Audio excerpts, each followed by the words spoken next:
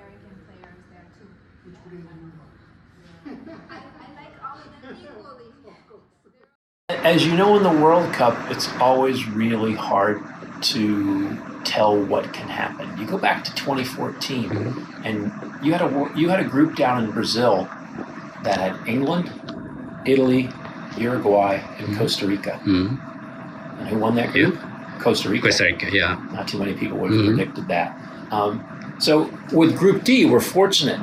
We're familiar with some of those opponents when you think about Paraguay and Miguel Almiron, who plays for Atlanta United, and we see him on a regular basis. He's a very talented player. He'll be playing for Paraguay, as other MLS players will be playing for Paraguay. And then you have Australia in our group, and there could be 6 or 7 players from Major League Soccer playing for the Australian team.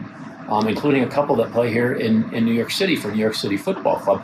And then Turkey is certainly always a tough opponent. They have some very talented players. But, you know, the United States can go toe-to-toe with the best teams in the world, and I'm hopeful we'll see some positive results. Yeah, when you take a look at Major League Soccer and the sport overall in the United States and Canada, as I mentioned, there's tremendous momentum, and we're a league that's really been about growth. This is a league that started with 10 clubs in 1996. We now have 30 clubs. This is a league that started with 0 stadiums built or renovated for our clubs. We now have 27 with the opening of Inter Miami's new stadium on April 4th. And very soon, we'll have a new stadium in New York City for New York City Football Club. We'll have a new stadium in Chicago for the Chicago Fire, and plans for a new stadium in Boston. So we continue to see that growth and that momentum, and the overall popularity continues to grow. And I'll give you a good statistic. The folks at Gallup, they're the experts in research and polling and consumer behavior throughout the world. But a few years ago, they asked consumers in the United States, what is your favorite sport to watch? Whether it's in stadiums or on television or on your device, favorite sport to watch. And people my age, I'm 58, soccer came in at number 7. Number 7. American football, number 1. Yeah. People under the age of 35, soccer came in at number 2. American football, number 1. Soccer was tied number 2 with basketball. It's a generational change that we're seeing with a culture that's young, diverse, digitally native, and loves the game of soccer. And that's translated into viewership, where at Major League Soccer, our viewership is up 52% this year compared to last year. And our attendance, total attendance for the last 2 years has been right around 12 million fans, which puts us number 2 in the world behind the English Premier League when it comes to total attendance the last 2 years. And that's something that we're proud of. It's been tremendous investment by our owners, terrific players on the field, wonderful stadiums, but ultimately you have to have the fans and the incredible supporters culture that we've seen throughout our 30 clubs.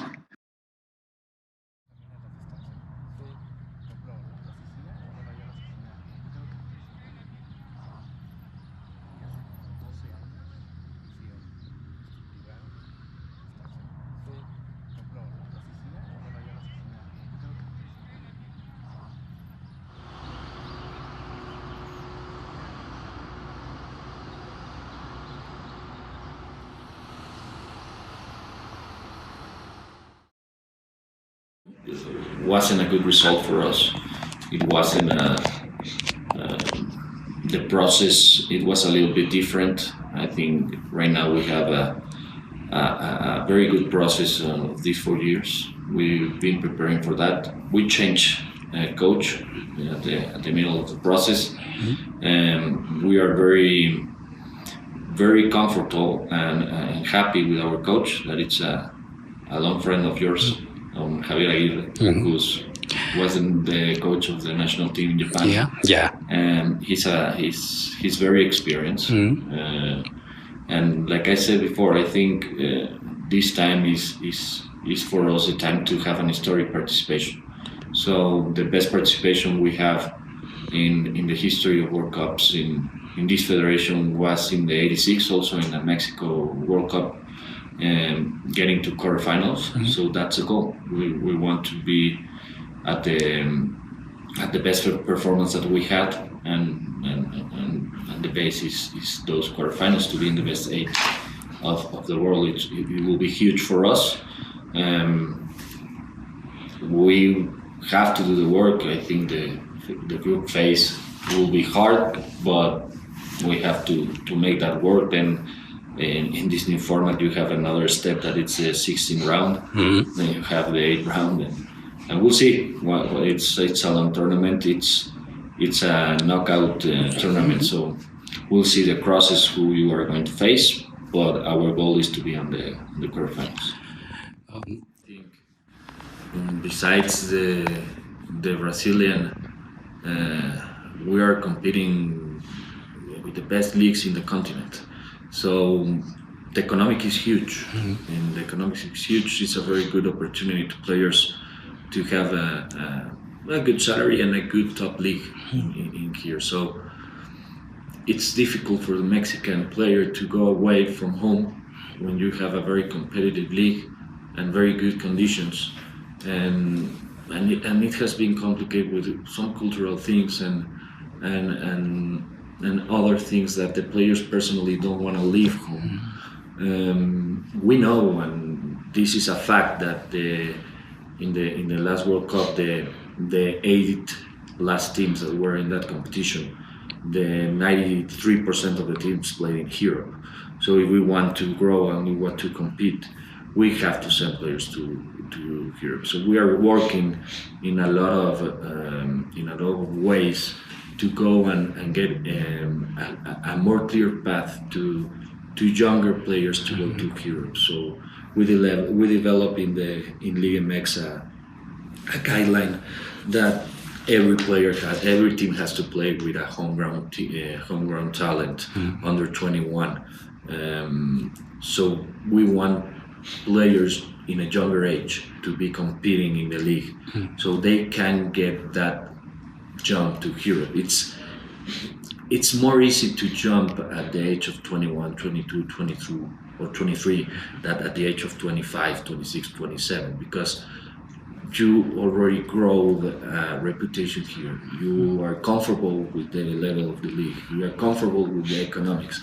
When you are younger, you are more eager to explore, to take a risk. You don't have a lot of direct family. You maybe are not married. You maybe doesn't have kids. And there's a lot of things that goes in the equation. But at the end of the day, we're working also with it's very difficult to get that jump also to here because of the migration status. We occupy a place in Europe as a foreign player, and the Uruguayans, the Argentinians, the Brazilians, the Americans has access to the European passport very easily. With Germany, the Americans, the Uruguayans with the Italy, the Argentinians with the Italy, the Brazilian with the Portuguese. So a lot of players of those countries doesn't need a space of these foreign places. So it's been difficult in that situation to, at the level of this league, at the level of these economics, when one team of Europe could come here to ask for some player while the price is high, and then they occupy a place of a foreign player. So they prefer to go to Brazil, to Argentina, it's cheaper, the player, and they don't occupy a place in this foreign occupancy that they have in their own leagues. So that's a huge disadvantage for us. So we have been working a lot with Spain, with Portuguese, with Portugal, with the Italians to have some way to have a quicker the nationality in the Europe, and that's a work that's been advancing. It's need more work, but I think that will help a lot for our players. So more Europe teams come here and take that tag out of their heads when they are trying to sign a Mexican player. I think it can be described. I think it's in our veins. I think it's in our blood. I don't know how to describe it. It's a lot of passion. It's a love-hate relationship. It's a lot of things. It's part of our culture. You cannot talk about Mexico and not talk about football. So we have it in our veins, we have it in our blood. We love the sport. We are very demanding fan base also. We don't like to not perform. We are competitive. We want to perform well. So we are very demanding as a fan base. And like I said, it's in our culture. You talk from Mexico, you talk about tacos, about football, and about tequila. It's like that. So yes, we are very happy to have the opportunity to live this event that we are going to live in the summer.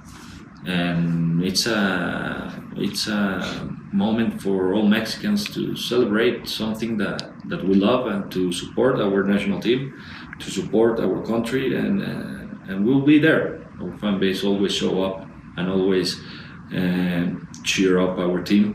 So we are eager to see that in the 11th of June in our inauguration game in the Banorte Stadium, in Mexico City Stadium. And we will see in there. I think it will be huge. It will be a momentum changing for our national team to see all the support of our fans, not in the stadium, in our country for that summer. So, like I say, we can't wait to get that celebration start and to be united as a country for this tournament.